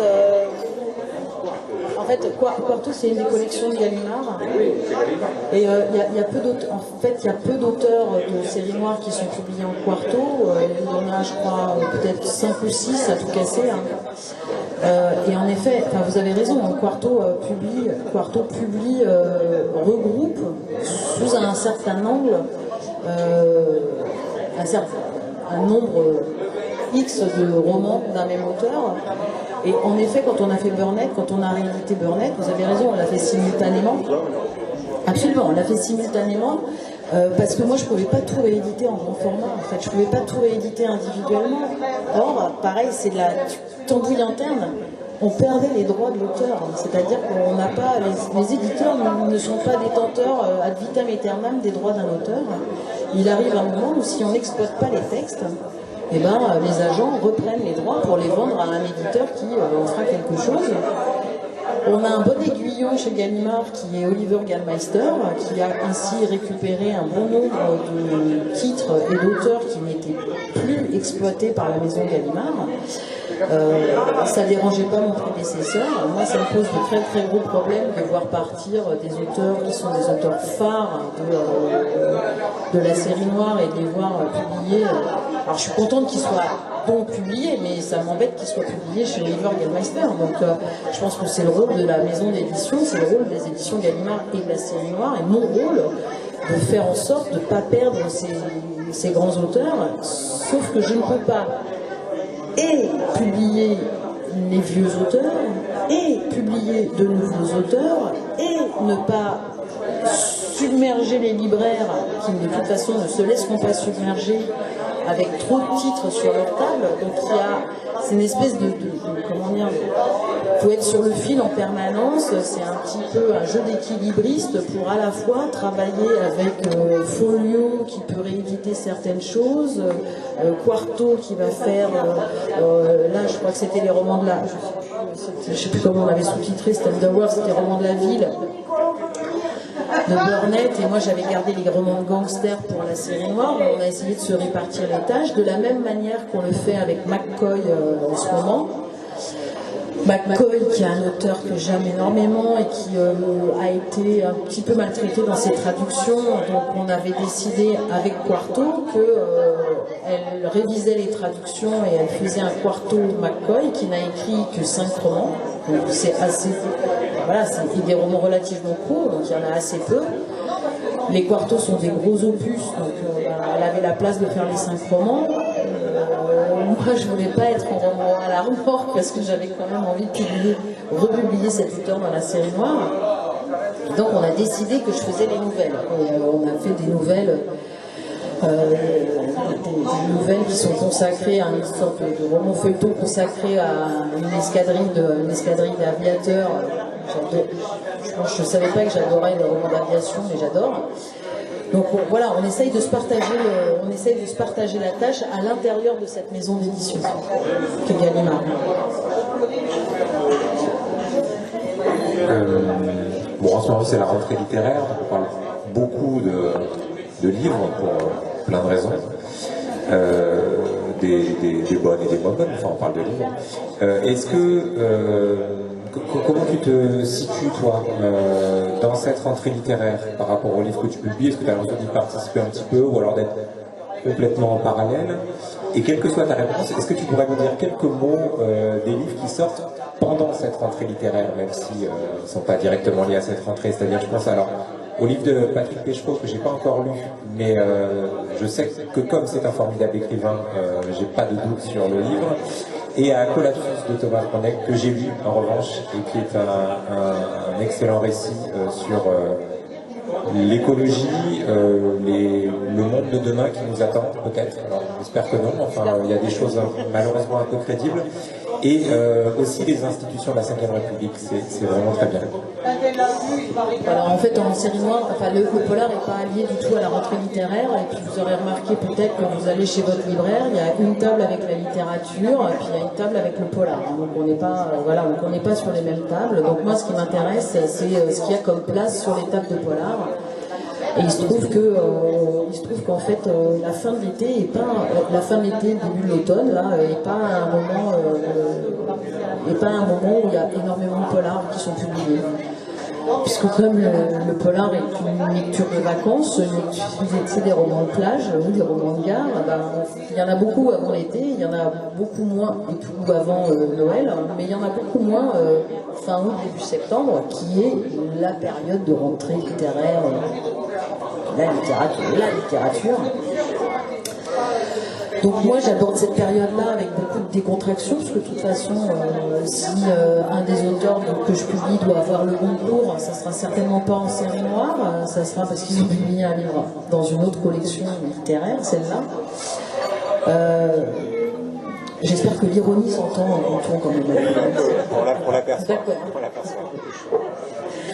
Donc, en fait, moi, quand je fais un programme, je fais un programme sur l'année en me disant à quel moment, quels sont les temps forts, à quel moment, et puis en fonction des romans. Donc, j'essaye d'équilibrer les romans français, les romans étrangers, de mixer, de faire des romans qui se ressemblent pas trop, de façon à ce qu'on puisse les défendre parallèlement. Et je travaille avec la directrice commerciale et l'attachée de presse. Et l'attachée de presse, quand je lui ai dit, ça fait un moment que j'ai le bouquin de Patrick entre les mains, quand je lui ai dit j'ai un roman de Patrick Péchereau qui est absolument formidable, à quel moment est-ce qu'on peut le sortir? Au départ, moi je pensais au mois de mai, parce que là j'avais de la place pour le sortir au mois de mai. Elle m'a dit, elle l'a lu, elle m'a dit non, on va le sortir en septembre. Voilà, parce que en fait, malgré tout, les journalistes, ils ont ras-le-bol de la rentrée littéraire, parce qu'on leur bourre le nez avec la rentrée depuis Pâques. Les libraires, ils ont ras-le-bol de la rentrée littéraire, parce qu'en fait, ils passent leurs vacances à lire la rentrée littéraire, donc ils sont très contents d'avoir un putain de pécho. Et de fait, on l'a déjà fait à plusieurs reprises, on publie des polars, ou des romans noirs, pardon, mais début septembre, et on a une vraie place et sur les tables des libraires, ce qui m'apporte beaucoup plus que la place qu'on peut avoir en presse. Mais on a en effet de la place en presse et sur les tables de libraires. Donc voilà moi ma rentrée littéraire. Et donc aussi de façon très détendue, puisque on n'est dans aucune liste, ni pré-liste des prochains prix qui vont Il y avait une autre question que j'ai pas répondu. C'était après sur Collapsus et... Alors, et sur les livres de rentrée, voilà, enfin, je veux dire, Patrick, parce que Christelle, l'attaché de presse, m'a dit que ça sera le meilleur moment pour en parler. Donc j'ai dit ok, c'est super. Donc voilà, c'est elle qui décide du moment où on publie. Et Collapsus, c'est un peu la même chose, si tu veux. C'est qu'en fait, le texte, je l'ai reçu l'été dernier. Voilà, je l'ai lu. Je l'ai trouvé formidable, on a bossé plein de trucs avec Thomas, et puis en fait, moi mon programme était rempli était rempli. Et puis il y avait de la place en septembre, donc je me suis dit septembre c'est très bien. Les gens vont rentrer de vacances, ils auront fini de lire leur polar, ils auront peut-être pas tout de suite envie de lire la rentrée littéraire parce que comme les prix ne seront pas encore tombés, voilà, ils auront peut-être envie de prolonger l'été par une lecture de Collapsus. Et a priori, c'est un bon calcul parce que c'est ce qui se passe. Donc moi, vraiment mes critères pour organiser la programmation des textes, c'est vraiment est-ce que c'est le bon moment. Je peux jamais savoir complètement, mais est-ce que ça me paraît être le bon moment pour sortir le texte en fonction de ce qu'il raconte? Alors, on a parlé tout à l'heure de Sébastien Vettès, qui est un auteur que tu avais déjà publié chez Albin Michel, avec notamment un roman que tu apprécies beaucoup, Monarque, qui est sur la table. Et finalement, ça montre aussi le suivi avec les auteurs. Et là, je voudrais évoquer quelqu'un d'autre avec qui tu travailles depuis longtemps, et avec qui il y a une amitié probablement, Sébastien Gendron. Et peut-être si tu veux nous dire quelques mots de son dernier livre, publié dans la série Noire chez Paradis, sur ce suivi des auteurs. Voilà, en effet, la relation avec un auteur, c'est quand même quelque chose d'assez particulier, parce que, enfin, en tout cas, les auteurs français, c'est très différent avec les auteurs étrangers. Les auteurs français, je veux dire, s'insérer dans un roman ou s'insérer dans la réalisation, dans l'écriture d'un roman et faire des commentaires ou essayer d'aider l'auteur à aller le plus loin possible dans le projet qu'il a mis en place, c'est quand même rentrer dans son intimité, et donc c'est vrai qu'il y a un lien assez particulier qui se crée. Je dis pas qu'on est... Il se trouve qu'avec Sébastien Gendron, on a fait plein de projets ensemble, donc depuis Shanghai Express en 2004, 5, un truc comme ça, donc ça commence à dater. On a ensuite fait tout un tas de bouquins de commandes, des trucs pas très avouables, on a été nègres, enfin on a fait des trucs fous que personne ne découvrira jamais, mais qui nous ont beaucoup soudés parce qu'on a beaucoup ri ensemble, voilà, et d'une façon très naturelle, on a fait des bouquins ensemble chez Baleine, et puis quand je suis arrivée chez Albin Michel, où je pensais que j'étais pas complètement sûre d'être la bonne personne, même si j'étais très contente qu'ils m'aient embauchée, mais je me suis dit, ils vont se rendre compte que je ne colle pas du tout au poste, ils vont me virer en 2 temps 3 mouvements. Donc je l'ai appelé en lui disant, on a peut-être 3 mois pour piquer la caisse avant qu'ils se rendent compte de... Donc on a fait son roman Road Trip, voilà, et puis dans l'aiguille, c'était logique, qu'ils viennent avec moi chez Gallimard. Et c'était d'autant plus logique que l'univers de Gendron, c'est quand même un univers... Alors si je dis déjanté, il va détester ça, mais c'est quand même un univers qui est bien barré, quoi. Voilà, très noir, très iconoclaste, comme dirait mon patron. Très iconoclaste, l'être auteur. très iconoclaste, que j'aime énormément. Je trouve que c'est un type, alors c'est pas toujours égal, mais qui a une écriture, enfin un style incroyable. Pour moi, c'est un peu le nouveau Frédéric Dard. Voilà. Oui, mais vraiment. Il y a beaucoup de romans, en fait, il a une verve incroyable, il a un sens des formules, mais moi qui m'est survécu régulièrement, je me dis, où est-ce qu'il a cherché ça? Il est très grossier, j'aime bien ça. Voilà, il a peur de rien, voilà, on a fait des histoires de pingouins cocaïnomanes, des histoires de grands requins. Voilà, enfin bon, bref, celui-là c'est pareil, il est très arbrousse-poil de toutes les tendances un peu trop politiquement correctes, il est très politiquement incorrect. Voilà, donc c'est mon... Voilà, c'est mon boulet, je sais pas si c'est mon boulet, mais on se traite mutuellement. C'est vrai, page 149, j'ai ouvert au hasard, c'est vrai. Je ne le laissais pas public.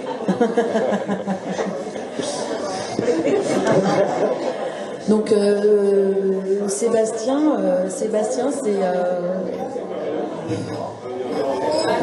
oui, c'est notre fidélité, voilà, c'est notre fidélité commune. Moi, je me bats pour que c'est vraiment, c'est quoi, c'est grossier ou... C'est le hasard, plus que ça. Oui, mais je pense qu'il faut la page d'avant, ça risque d'être le hasard aussi. Voilà, mais c'est quand même l'auteur qui me met mal à l'aise en permanence, pas mal à l'aise, hein. C'est-à-dire que je me remets en question en permanence, c'est-à-dire que c'est mon poil à gratter. C'est-à-dire que je me dis, tu sais qu'il va falloir que tu défendes ce livre devant les gens. Il va falloir que tu pitches, parce que quand on fait les réunions avec les représentants, les commerciaux qui vont ensuite parler de nos programmes aux libraires, voilà, je me retrouve à dire, oui, alors c'est l'histoire... Voilà, c'est en fait pour celui-là, c'est encore un autre truc. On va dire qu'il y a des mégalodons sont revenus sur la surface de la Terre et ont décidé de bouffer tout ce qui passait dans les océans. Voilà, et après on regarde et ils disent encore un gendre. C'est ça, les yeux fermés. Donc là, oui, c'est une histoire qui est impossible à pitcher aussi. C'est le roman d'un jeune type dont la vie est bouleversée parce qu'il se fait tirer dessus par un convoyeur de fonds. Et sa vie est ruinée. Enfin, il pense que sa vie est ruinée à cause de ce qui s'est passé. Pourtant, c'est une victime. Et donc, il nourrit des projets de vengeance pendant une vie entière. Et puis, le jour où, par hasard, il se retrouve face à ce responsable de tous ses torts, et qui décide, sur un espèce de coup de tête, de le suivre, il se rend compte que d'une part, le mec a accumulé un nombre de gens qui veulent se venger de lui phénoménal. Tout le monde veut la peau de ce type-là, de ce sale type. Que lui, finalement, il est peut-être plus aussi décidé que ça à se venger, parce que faudrait le tuer, faudrait le faire souffrir autant que lui a souffert, et que peut-être il n'a pas l'âme d'un tortionnaire. Et puis c'est un auteur chez qui il y a toujours des intrigues annexes, alors forcément des bras cassés qui viennent de partout, des mecs qui tournent un porno dans des préfabriqués, la femme du garagiste, parce que le sale type est devenu garagiste, qui est complètement folle aussi, qui a des relations assez particulières avec son chien. Voilà. Voilà, Sébastien Gendron. Voilà, tout ce qu'il ne faut pas faire et tout ce qu'il ne faut pas dire, Sébastien dit et l'écrit. Et j'aime beaucoup ça. Voilà, d'où ma fidélité à cet auteur. Je confirme, c'est très très bien. Et que même, curieusement, avec et en plus de tout ça, il y a même des fois un peu de poésie comme ça au passage, et que ces lignes-là sont d'autant plus belles qu'elles cohabitent avec d'autres choses plus gênantes. Bon, on avait une question avec Romain, mais elle n'est pas facile parce qu'elle te demande de choisir. Est-ce qu'il y aurait, depuis ton entrée à la série noire en 2017, un titre dont tu serais vraiment particulièrement fier, tu vois, tu te dirais, c'est un peu comme choisir entre les enfants pour le préférer, c'est pas évident, et puis il y aura les autres après qui seront pas contents peut-être que tu les aies pas cités, mais on est entre nous là. Voilà. Non, alors je vais dire non, pour l'instant pas. Pour l'instant pas, il y a 2 titres, enfin 3, alors il y a un auteur, donc Jean Dron, parce que vraiment on a cette fidélité l'un à l'autre, et ce travail qui est un vrai travail de fond et qui est vraiment formidable. Donc ça c'est un auteur, voilà, c'est un auteur particulier. Et après il y a 2 titres pour lesquels j'ai vraiment, dont je suis vraiment très très fière. Il y a un titre de Sébastien Huttès, la première fois qu'on a publié ensemble, c'était un roman qui s'appelle toujours Monarque, et qu'il avait commencé à écrire avec son meilleur ami mexicain, écrivain également, Juan Hernandez Luna, qui était publié à la Talente, édition La Talente, et donc ils avaient commencé à écrire un 4 mains, c'était un ping-pong. En fait, Juan est mort, est mort en cours de route. Et en plus du traumatisme de la perte de son meilleur ami, il y avait ce projet qu'ils avaient commencé à mener ensemble, qui restait en plan. Et Sébastien, que je connaissais pas très bien, qui était déjà publié chez Actes Sud, est venu me voir, j'étais chez Albin Michel, est venu me voir un jour avec ce projet informe, en me disant, je veux que ça soit publié, je veux que ça existe, comment on fait? Et on a mis beaucoup de temps, il a mis beaucoup de temps, parce que c'était psychologiquement, il fallait qu'il travaille sur le texte seul, c'est-à-dire qu'il reprenne des passages écrits par son ami, parce que le projet n'était pas abouti, donc il a fallu qu'il taille dans ce qu'avait écrit Juan, qui était un petit peu sacralisé, parce qu'évidemment, tailler dans la parole, dans l'écriture d'un ami, et en plus d'un ami mort, c'est quand même pas simple. Et on a réussi à en faire un roman que j'aime particulièrement, parce que je pense que c'est vraiment très très très réussi. Et aussi parce que j'ai vraiment mesuré le rôle de l'éditeur dans ce... Et il y a peu de moments où on est aussi utile, et où j'ai senti de façon aussi forte l'utilité de mon métier pour aider un auteur à arriver. Et je crois que Sébastien, qui au départ était très réticent à l'idée de retoucher ce qu'avait écrit son ami, tu poseras la question, mais je crois qu'il est hyper heureux qu'on ait réussi à aller au bout de ce projet. Qui est sorti en rentrée littéraire, et là pour le coup en vraie rentrée littéraire, et donc ça a été un carnage, parce que comme il y a 10 titres qui surnagent sur les 500 qui sortent, évidemment on a fait partie des 490 qui ont coulé, mais néanmoins, et puis ça a soulevé quelque chose de très fort entre nous, qui fait que c'était logique qu'il me suive chez Gallimard. Et il y a un autre roman aussi pour qui j'ai vraiment beaucoup qui est vraiment un grand moment d'édition pour moi. Alors si, il y en a encore un 3e. En fait, il y a La découverte de la marche au canon, qui était un manuscrit inédit de Jean Mecker. Donc un jour, on s'est pointé avec Hervé Delouche dans la maison de Jean Mecker, qui avait gardé tel quel le fils, Laurent, et qui n'avait pas du tout trié les manuscrits de son père et les papiers de son père. Donc au milieu de lettres de Junot, Queneau, vraiment, vous trouvez des petits mots. Martin Dugard, Queneau. Et il y avait des manuscrits, alors la plupart c'était des manuscrits, ça restait des manuscrits de romans qui avaient été publiés, mais ça on les a reconnus assez vite avec Hervé, et puis on est tombé sur un truc, on s'est dit, ça me dit rien ça. Et toi? Non, ça me dit rien non plus. Donc on est parti avec le manuscrit, un tas de papier sous le bras, et puis en fait on a découvert un manuscrit inédit, quoi. Et découvrir un manuscrit inédit, c'est un peu comme quand on est archéologue et qu'on découvre, une cité maya, quoi. C'est un truc. C'est le premier. La marche au canon. Ouais. C'est le premier de l'édition. Absolument.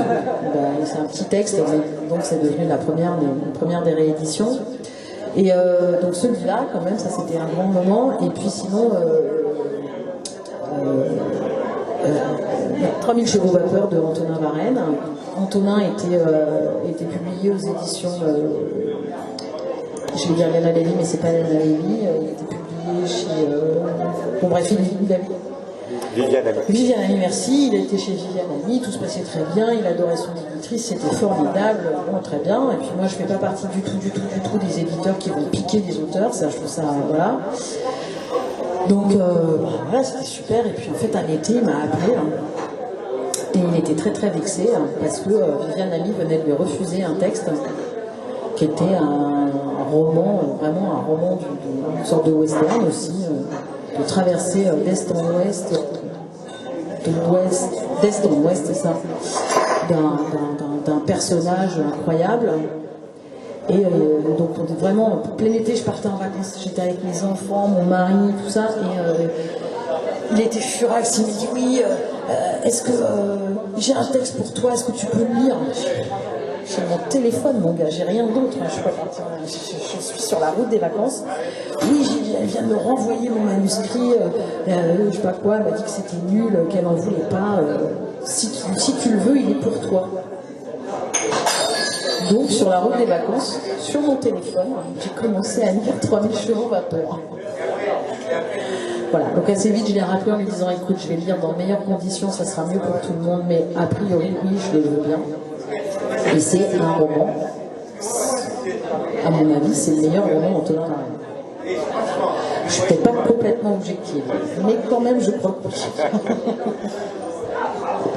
Donc, Monarque de Sébastien Lutèce, La marche au canon de Jean Meckert et 3000 chevaux vapeur d'Antonin Varenne, ils sont tous sur la table de la librairie.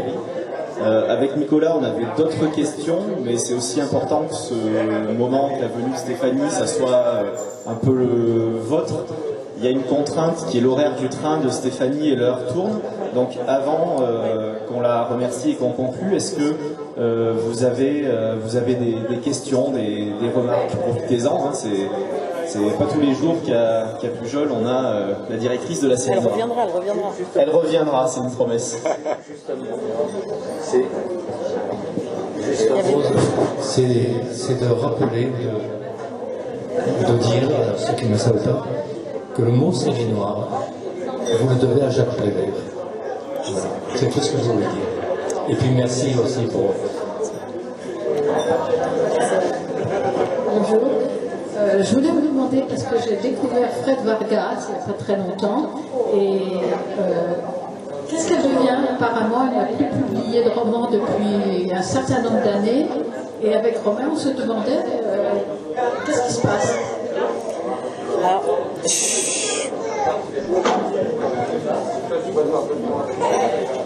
je suis pas son éditrice, alors je suis pas dans le secret des dieux, mais je crois que je pense que je dévoile pas de grands secrets si je dis qu'elle est un peu déprimée et pas dans une forme olympique, et qu'elle a des petits soucis de santé, on va dire, et que elle a écrit l'essentiel de ce qu'elle avait à écrire, je crois, et que Adamsberg lui colle au basket, et que c'est un peu lourd à porter au bout d'un moment. Qu'elle a écrit, elle s'est engagée pas mal sur l'affaire Battisti, et que ça, je crois qu'elle a beaucoup de mal psychologiquement à s'en remettre parce qu'elle n'a pas gagné ce qu'elle voulait gagner, parce que Battisti est en tôle, parce qu'elle y a laissé beaucoup d'argent.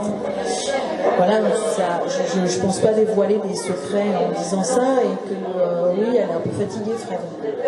Mais elle réécrit un peu régulièrement, je serais pas étonnée qu'il y en ait un bientôt. Hein. Voilà. Elle met juste un peu plus de temps, et peut-être qu'elle est aussi un petit peu moins pressée, puisque quand elle en écrit un, il se vend à 400 000 exemplaires en grand format, ça lui donne de quoi vivre tranquillement quelques années. D'autres questions, Jacqueline?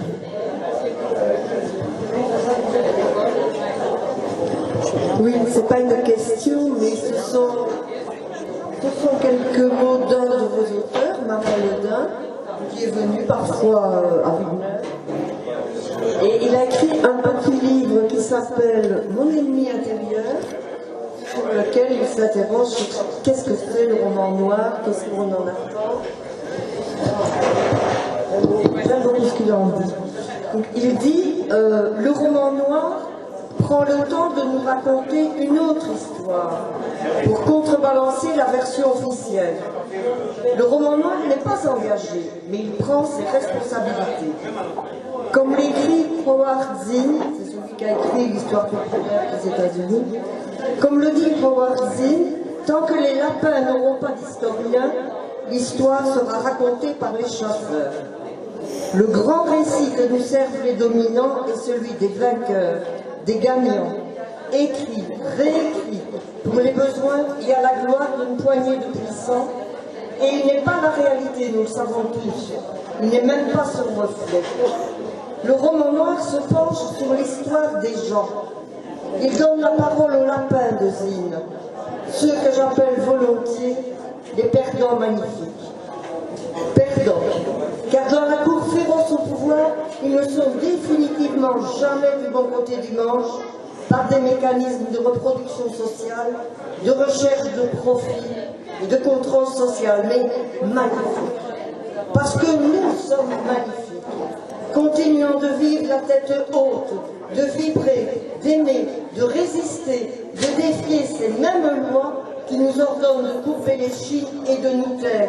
Vous, moi, nous tous, ainsi que toutes celles et ceux qui n'ont pas et n'auront jamais la parole pour raconter leur histoire contre et avec celle des chasseurs. Oui, mais ça c'est la définition de la littérature, c'est pas la définition du roman noir. Ah, quand même. J'aime beaucoup. Des romans comme ceux de Marin-Lodin. Vous précisez que Marin-Lodin, il sera demain, aujourd'hui et demain à Lozerte, qui est à moins d'une heure d'ici, pour un festival consacré aux nouvelles, où vous pouvez aussi retrouver Yann Lespousse, qui était il y a presque un an ici pour son formidable recueil Prescrire. Donc n'hésitez pas demain à prolonger le week-end littéraire à Lozerte. Je sais pas, il n'y a pas un truc de prononciation Je voulais juste dire un mot par rapport à Marin-Lodin, justement. Ça marche? Oui, ça marche. Parce que en tant que lectrice et en tant que libraire, j'ai pris beaucoup de plaisir à vendre son dernier bouquin, et j'ai l'impression, Marin-Lodin, c'est un type que j'aime beaucoup, un écrivain que j'aime beaucoup, et j'avais toujours l'impression qu'il manquait quelque chose dans ses bouquins. Enfin, j'étais toujours un petit peu. Et là, je pense qu'il y a eu un travail éditorial quand même qui a été fait sur celui-là. Peut-être. Je sais pas, mais du coup, je voulais vous dire que bravo d'avoir édité ce livre-là. On n'a pas trop parlé de Marin-Lodin, mais je crois que c'est un auteur important de la série noire. Ouais. Et ce petit livre, moi, c'est un de mes livres fétiches. Mais ça fait longtemps qu'on se connaît aussi avec Marin. Le rameau diable de Marin-Lodin qui est en poche sur la table de la librairie. Et donc c'est un livre sur on va dire l'envers de l'industrie du tabac. Et dans le roman, il est question du Lot-et-Garonne puisqu'on parle de Tonins, de l'usine de cigarettes qu'il y avait à Tonins. Et on voyage aussi au Monténégro, dans l'envers des instances européennes, la législation autour de la cigarette, c'est passionnant. Marin, en fait, dans les nombreux moments de mon existence professionnelle, j'ai été l'agent littéraire de Marin-Lodin il y a très longtemps pour Les Visages écrasés. Parce qu'en fait, Marin, il a écrit un premier roman à la série noire qui s'appelait La guerre des vanités. Et puis quand il a proposé, on avait fait un poulpe ensemble et on s'était hyper bien entendu, encore un docteur. On avait échangé les propos de l'universitaire. Et en fait, on s'était très bien entendu et il avait donc on avait discuté. Et son éditeur, donc Aurélien avait refusé Les Visages écrasés. Et en fait, on avait bossé ensemble sur. Il me l'avait donné, mais il ne comprenait pas pourquoi ce texte était refusé. Et donc, il me l'avait envoyé en me disant est-ce que tu peux le lire? Dis-moi ce que tu en penses. Je ne comprends pas pourquoi il n'en veut pas. Et donc, oui, j'avais reçu le texte, je l'avais lu. On avait commencé à travailler. Alors, j'étais pas éditrice nulle part. Donc, voilà, on avait travaillé le texte ensemble. Et puis, finalement, il a atterri entre les mains d'un éditeur du Seuil, où il a été publié, mais c'est le début. Il y a Marin, donc on est resté très très proches aussi. On est très amis. Je passe mes vacances chez lui, il vient chez moi tout le temps. Nos enfants s'entendent comme la renfoire. C'est aussi les liens que l'on tisse avec les gens avec qui on travaille. C'est quand même un métier pour ça à la fois super, mais parfois un peu compliqué. C'est d'être ami avec les gens avec qui on bosse. Ça a des avantages et parfois des inconvénients, mais sur le rameau diable, ouais, on a beaucoup bossé ensemble. Il avait beaucoup de choses à dire et c'était difficile de faire le tri. Donc, Oui, et puis je pense qu'il me fait, en fait, c'est ça aussi, c'est qu'on a une relation, on a eu le temps de construire une relation de confiance et il sait quand je lui dis quelque chose que, et puis j'argumente, en fait, il s'agit pas de dire c'est bien, c'est pas bien, j'aime pas, jamais, c'est pas du tout ça. En fait, le cœur du métier d'éditeur, c'est d'amener l'auteur là où il veut aller. Hein. C'est pas d'écrire le roman que j'ai pas été capable d'écrire. C'est pas ça. C'est pas du tout. D'ailleurs, se trompent les gens qui pensent que le boulot de l'éditeur, c'est voilà, c'est dire ah bah tiens non, en fait sa Jules verte, ça serait mieux si elle était rouge. Je sais pas. On va faire un travail un peu artificiel. Le travail de l'éditeur, c'est de comprendre quel est le projet de l'auteur avec son livre et l'aider à aller au plus près de ce projet-là.